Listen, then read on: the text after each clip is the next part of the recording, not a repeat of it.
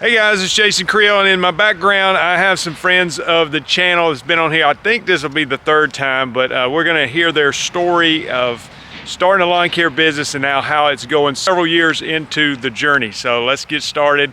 And today's video is sponsored by Graham Spray Equipment. One of the things that is good about being in a lawn business for me is being a weed control and fertilization guy. I connect with these people that do mowing grass and landscaping, and that's how one of the ways I got to know our guests today is they sometimes partner with companies like this when they need to give a bid on a project. They need somebody to take care of the weed control and fertilization. So if you want to get a weed control and fertilization like me, you need a spray rig, you can go to grahamsc.com or give those guys a call. I do have some gifts that they're not from me, but I know you guys are yard book users like me, and so these are, well, one is bigger than the other. So so those are yard book, and then we're actually filming this at a coffee shop here, but we've got the Yard Book Yeti coffee cups. Fantastic. These are compliments of Yard Book, so they sent me some stuff, and I thought somebody that would be a Yard Book user. So we're just gonna do this interview style, and this is Greg and Betsy Seegers, and they're local to where I live, and they own Ridge and Valley Lawn Care. Go back in time, let's say somebody never met y'all before, and I know that Greg, you were working, had a job for a long time and quit and walked away, and y'all went into lawn care together, and you know, were homeschooling your kids and doing all the things. So give us the recap real quick on how that happened and when was that? Okay, so it was probably it was as a result of COVID. Okay. So I was working at a steel mill, and we were just working a lot of hours. We were working too many hours for my family, and so, you know, I was disconnected from the family and really wanted to be able to connect with Betsy and the kids again, and they were just homeschooling. And I think sometimes, and I talked to this, and I think a lot of guys end up being in this situation where they end up just being kind of the financier of the family. Yes. And I'm not okay with that. And so I quit after talking with a couple of friends who do lawn care and realized that, oh, there's actually money to be made in this, and I can support my family and get the time back. So it was a pretty easy decision to do that after I did a bunch of research, watched a bunch of YouTube videos, and listened to a lot of podcasts on how to actually start a lawn care business, and started saving up money and made it happen. In 2021 was our first full season. So you just finished, what, your fourth year? Is that right? Fourth year. Okay. That's right. Yeah. So I think I interviewed you the first year, maybe after the first year, and then after the second year. I can't remember. So it's probably been a couple of years since we've had you on here. Can you talk about whenever you talk about just y'all are primarily mowing grass and then doing some landscaping? As far as equipment goes, I see you got a little enclosed trailer and different mowers. I remember one time talking to you. You're like, I use this mower most of the time. But have you? What did you start out with? Has there been adjustments where you like, you know what, I think this is what I need now? So I started out with a 21 and a 48. Okay. And a walk behind or a ride on? No, it was a ride on. Okay.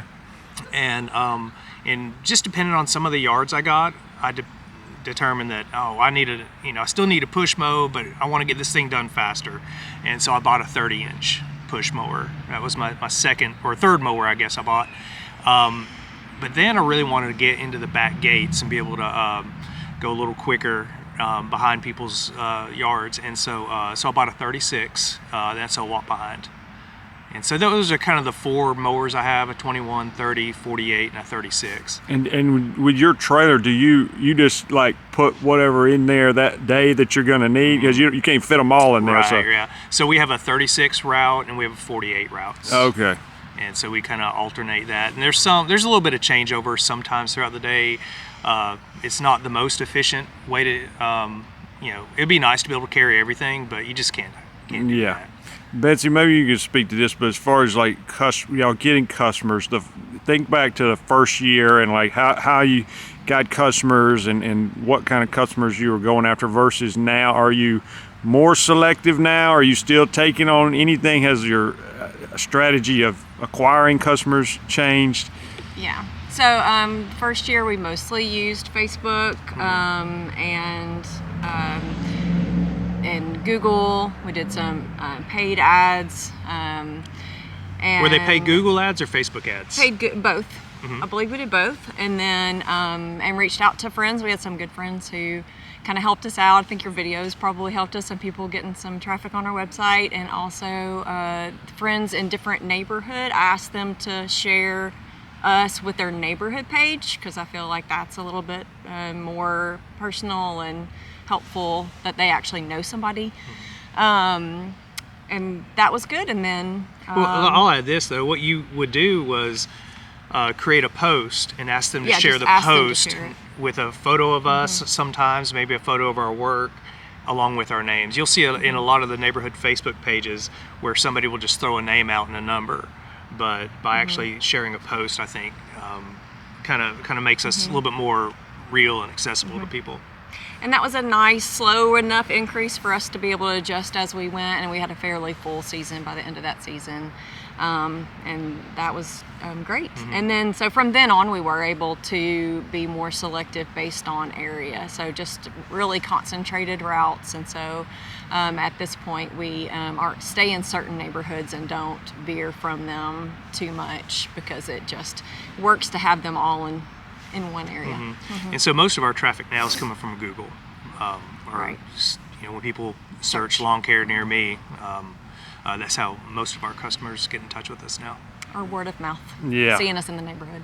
I hope they see my business on there too, on the Google as well. But one of the things I did know, I looked you up today actually, and you had a good many Google reviews and positive reviews. Has there been a sense, like, if you got more established, where you people choose you based on your reputation? I don't know, maybe that's more like the weed control thing, but there's sometimes like, hey, you know, I want it done right, so I'm going with this company. You know, do y'all get stories like that, or is it still just like a random person off the internet that doesn't know you? A bit of both. Yeah. But yes, I mean, I even had somebody the other day who, you know, had tried out some young guys, and it just looked like they just wanted a family business looked like, you know, somebody a little bit older was involved and responsible. You know, we have some young guys that work for us, and they're great, but yeah, she just wanted somebody that was established. And I always like it when somebody says they read my Google reviews, Right. you know, and they say, hey, I saw your reviews, I want to go with you. So I think that does help as well. we have a link that we share when somebody gives us a review, and just of, you know, their like own through text or something like that. they just tell us that they really appreciate us or something that we specifically did. I will send them a link at that time and say, hey, would you mind just sharing this on Google? Yeah. That's usually the way I get a Google review. Yeah. We don't regularly ask for them. Yeah, that's a good strategy. All right, it's almost Christmas time. We're filming this. We're in Alabama, but it does get a little bit cold here occasionally. So you see Greg's got the toboggan going. But winter months can be a challenge. You know, it's like if you live up north, they sure enough have winter and they can do snow and all that. But in the south, it's like we're not far enough south where you can mow year round necessarily. So what have you guys done to make it through winter, and how does that look for you now? So when our first year, so the goal was, again, to get time back, okay? And so really, we don't do a whole lot in the winter. What we do is we budget pretty well in the summer, and we just stash it away so that we can make it through the winter months. It's really easy to budget through the winter, because like if you budget for Christmas, you know how much you're gonna spend on that. You know, okay, taxes are coming up, you know, the early part of the year, you might have insurance, and you know, just a couple of years looking back at your budget, you know what your bills are gonna be through, you know, November, December, January, February. March is gonna start picking back up. And so for those 4 months, you know how much you have to save. And so that's kind of what we do. And but we still do take care. We do have commercial customers too. We have commercial accounts that still provide recurring income. And over the years, that's increased to, I think it's about 17% of our revenue is recurring monthly revenue. So you know, it's not like we just don't get any revenue during that time of year, but we do a whole lot less work.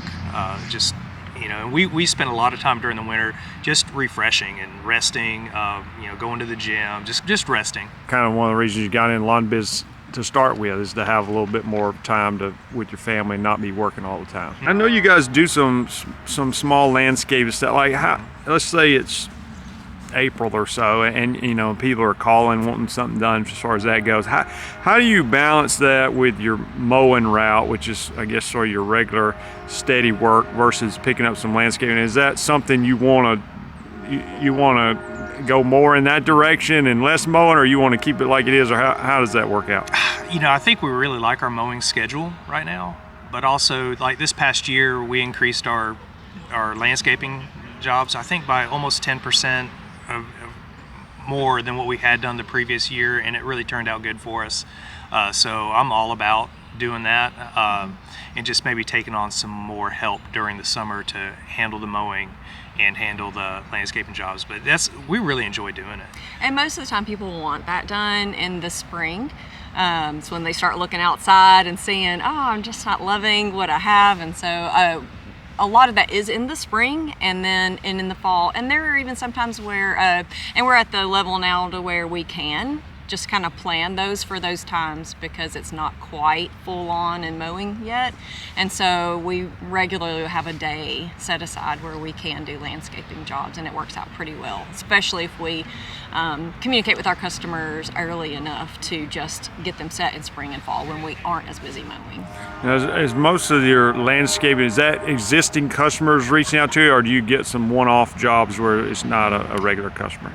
This year was mostly either friends of customers or customers.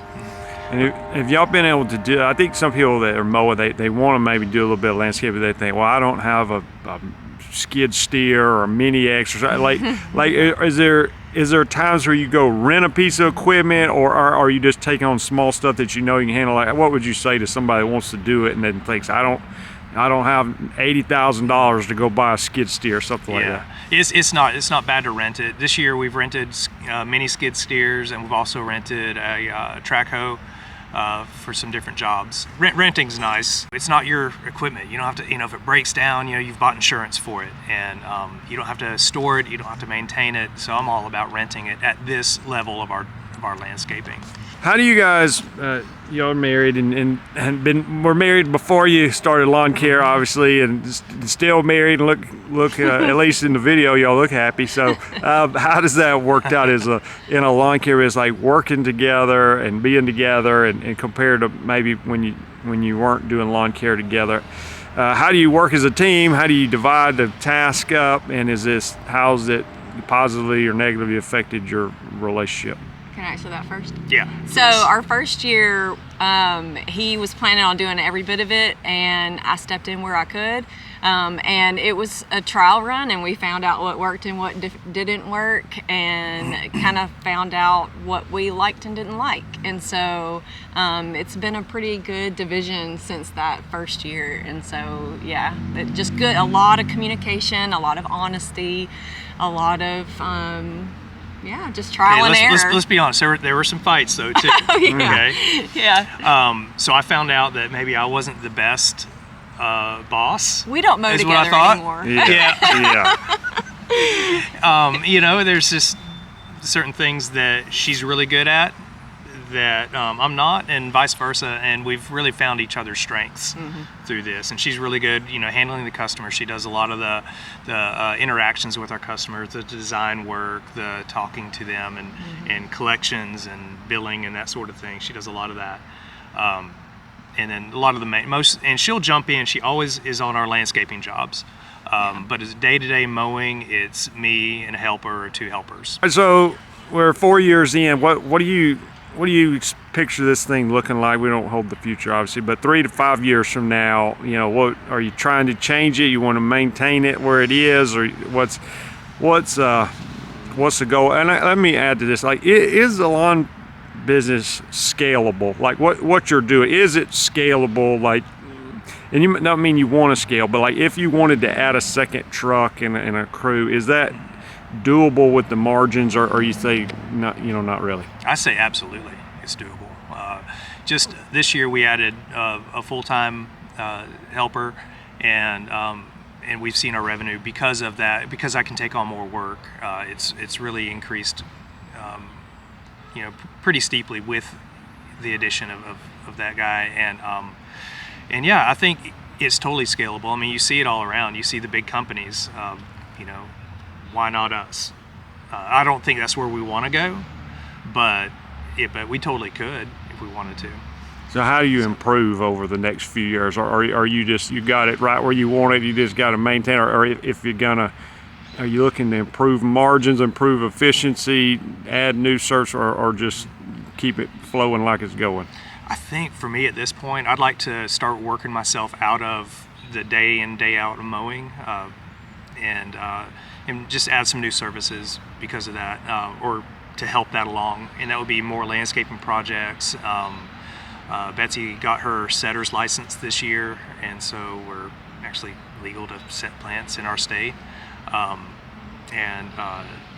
Maybe some lighting and just adding some services like that. All right, always excited to catch back up with Greg and Betsy. They've done a great job, and I do know, because I live in the same town as them, they have a reputation that's great. I have share mutual customers with them sometimes that are my weed control customers, and hear great things about their service. And these are the kind of people I like to send my referrals to when I have somebody says, hey, we want somebody to cut the grass, you know, I need somebody. I don't want to do it, so I need somebody like them to send it to. So thanks, Greg and Betsy. Hope this has been encouraging. Hope you enjoyed the interview with Greg and Betsy. If you hadn't done so, subscribe to the channel. Also want to mention a couple things. We've got the 2025 Lawn Care Life Conference coming up. You can register for that and check out the speakers, all the details at lawncarelife.com. There's a conference link. Also, want to get a weed control and fertilization like me, go over to Lawn Care Life and check out the Weed Control and Fertilization Academy. Hoping to have a new course out soon, geared more toward homeowners and people that want to just have a great looking Bermuda or zoysia lawn.